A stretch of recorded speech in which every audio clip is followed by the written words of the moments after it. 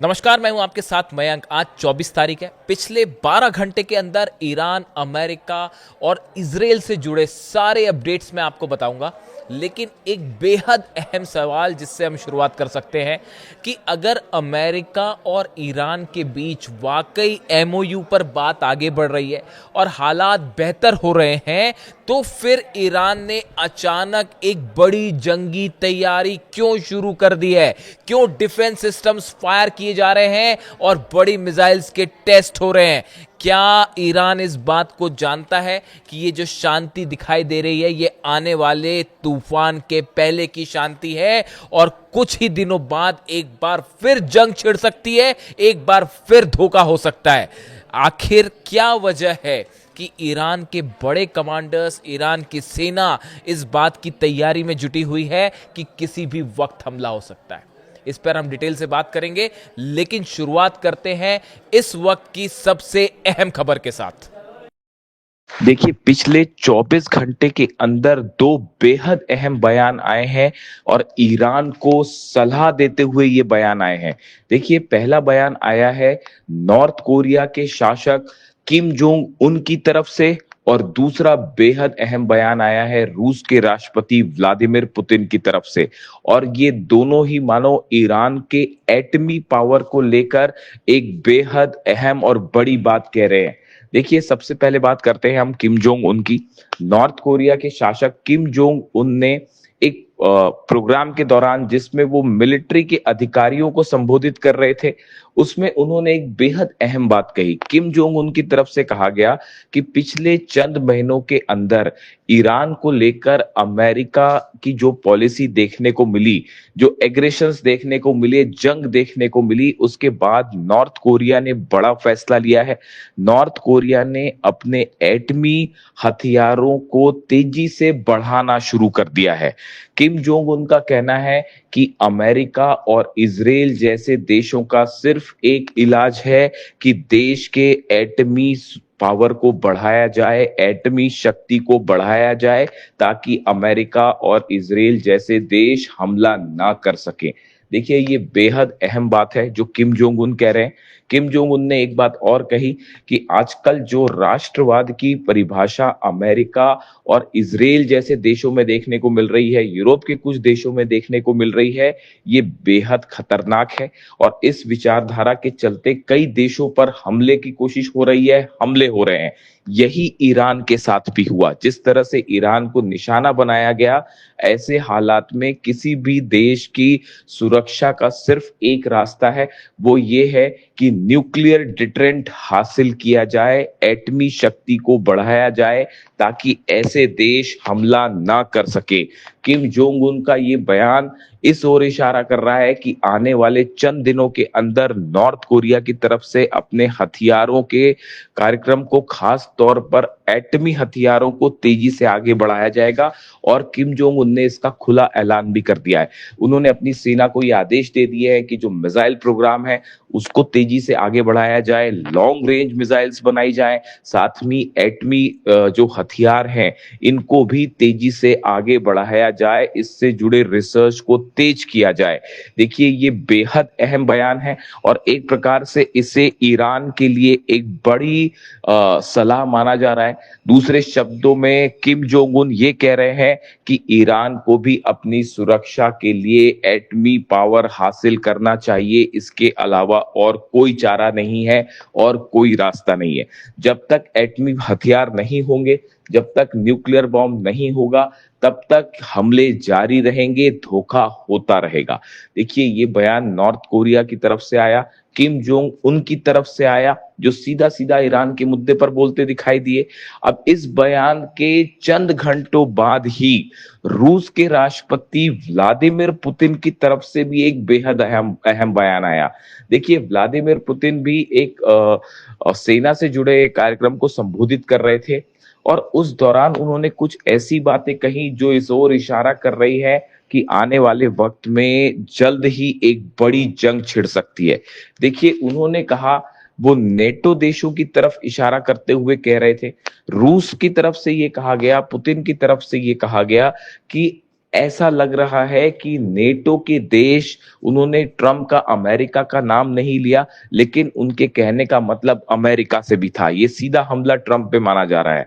Putin ने कहा कि नेटो देश अब रूस के खिलाफ सीधे जंग की तैयारी कर रहे हैं। जिस तरह से पिछले चंद दिनों में हमले शुरू हुए रूस के ऊपर, रूस की 80 से 85 ऑयल रिफाइनरीज को निशाना बनाया गया। अब पुतिन का कहना है कि जिन हथियारों से हमले हो रहे हैं, रूस को जिस तरह से निशाना बनाया जा रहा है, ये नेटो देशों की, अमेरिका की साजिश है और नई जंग भड़काना चाहते हैं नेटो के देश। इसके साथ ही देखिए, पुतिन ने भी एक बेहद अहम बात कह डाली है। पुतिन ने ये कहा है कि रूस की सेना अपने एटमी हथियारों के रिसर्च को बढ़ाएगी, अपने एटमी हथियारों के जखीरे को मजबूत बनाएगी। देखिए, ये बात वही है जो किम जोंग उन कह रहे हैं, और किम जोंग उन के बयान के चंद घंटों के अंदर ही पुतिन का भी ये बयान आया, और पुतिन का भी कहना यही है। दूसरे शब्दों में पुतिन ये कहते दिखाई दे रहे हैं कि नेटो देशों के एग्रेशन के खिलाफ, अमेरिका के हमलों के खिलाफ अगर कोई सबसे अच्छी नीति है सुरक्षा की, तो वो नीति है एटमी हथियार बनाना, लॉन्ग रेंज मिसाइल्स होना। उनका ये कहना है, अगर किसी भी देश के पास मिसाइल्स हैं या फिर एटमी हथियार है, तो वो उस देश के लिए एक बड़े डेटरेंट का काम कर सकते हैं और दूसरे देश हमला नहीं कर पाएंगे। देखिए, जिस तरह से ईरान पर हमले हुए, ये कहा गया कि ईरान अपना न्यूक्लियर प्रोग्राम आगे बढ़ा रहा है, ईरान एटमी हथियार बना रहा है, जबकि ऐसा कुछ नहीं था। पूरी तरह से झूठी और बेसलेस बात थी, जिसके आधार पर ईरान पर लगातार हमले किए अमेरिका ने। लेकिन नतीजा सामने है, अमेरिका और इजराइल को इस जंग में मुंह की खानी पड़ी। अब हालात ये है कि अमेरिका के साथ एमओयू साइन हो चुका है और तमाम तरह की डील्स की बातें हो रही हैं, लेकिन ये डील साइन होने के पहले ही पटरी से उतरती दिखाई दे रही है और अहम मुद्दों पर कोई सहमति नहीं बन पा रही है। चाहे वह 12 अरब डॉलर की फ्रीज संपत्ति का मामला हो, चाहे 300 अरब के कंपनसेशन का मामला हो, जो नुकसान हुआ ईरान को उसकी भरपाई का मामला हो, इसके अलावा न्यूक्लियर इंस्पेक्शन को लेकर, न्यूक्लियर जो ठिकाने हैं ईरान के, वहां पर क्या आईएईए के इंस्पेक्टर जाएंगे, इसको लेकर भी अमेरिका और ईरान एकमत नहीं है और हालात बिगड़ते दिखाई दे रहे हैं। ऐसे में हॉर्मूज का मैनेजमेंट कैसे होगा, इसको लेकर भी हालात साफ नहीं है। ईरान ने ओमान के साथ एक बड़ी बैठक की है कि आगे कैसे मैनेज किया जाए, स्ट्रेट ऑफ हॉर्मूज में एडमिनिस्ट्रेशन कैसे हो जहाजों का, इसको लेकर एक बड़ी बैठक हुई है ओमान और ईरान की, जिस पर अमेरिका को आपत्तियां हैं। अमेरिका का कहना है किसी तरह का कोई भी सर्विस चार्ज हॉर्मूज में नहीं लेने दिया जाएगा। इस मुद्दे को लेकर भी अमेरिका और ईरान आमने सामने हैं। वहीं डोनाल्ड ट्रंप की तरफ से भी ये बयान आ गया है कि आईएईए के इंस्पेक्टर्स जो हैं वो ईरान जाएंगे और न्यूक्लियर साइट्स पर जो है वो पता लगाएंगे कि वहां क्या हालात है, जिसको लेकर भी ये साफ नहीं है कि ईरान इसको इजाजत देगा या नहीं। ईरान की तरफ से साफ कह दिया गया है कि फिलहाल इस तरह की कोई परमिशन नहीं दी गई है। ऐसे में ये माना जा रहा है कि अमेरिका और ईरान के बीच चंद दिनों बाद एक बार फिर बड़ी जंग देखने को मिल सकती है। जिस तरह से लेबनान और गाजा में हमले जारी हैं नेतन्याहू के, वो इस ओर इशारा कर रहे हैं कि सीज फायर पूरी तरह से फेल है, खासतौर पर लेबनान में और गाजा में। इन हालात में जहां पूरा मिडिल ईस्ट एक बार फिर जंग की ओर बढ़ता दिखाई दे रहा है धीरे धीरे, ऐसे में रूस की तरफ से और नॉर्थ कोरिया की तरफ से ईरान को बड़ी वार्निंग्स आई हैं, बड़े संकेत दिए गए हैं, और दोनों ही बयान पुतिन और किम जोंग उन के, जो कि ईरान की जंग की ओर इशारा करते हुए ये कहा गया कि अगर सुरक्षा का कोई रास्ता है तो वो सिर्फ एटम बम है। देखिए, सीधे तौर पर पुतिन ने ईरान का नाम नहीं लिया, लेकिन नॉर्थ कोरिया के तानाशाह जो हैं उन्होंने किम जोंग उन की तरफ से ये सीधा सीधा ईरान की जंग से जोड़कर इसको बात को कहा गया, और उन्होंने साफ कहा कि अमेरिका और इजराइल जैसे देशों का हमलों का कोई अगर इलाज है तो वो इलाज है एटमी डेटरेंस हासिल करना। अब इस बयानों को ईरान किस तरह से लेता है, ये बात अभी किसी तरह का कोई रिएक्शन ईरान की तरफ से फिलहाल नहीं आया है, लेकिन इसे एक बड़ी सलाह मानी जा रही है ईरान के न्यूक्लियर प्रोग्राम को लेकर। और इसने एक बार फिर ये बहस छेड़ दी है कि क्या ईरान को अपनी सुरक्षा के लिए एटमी हथियार बनाना चाहिए।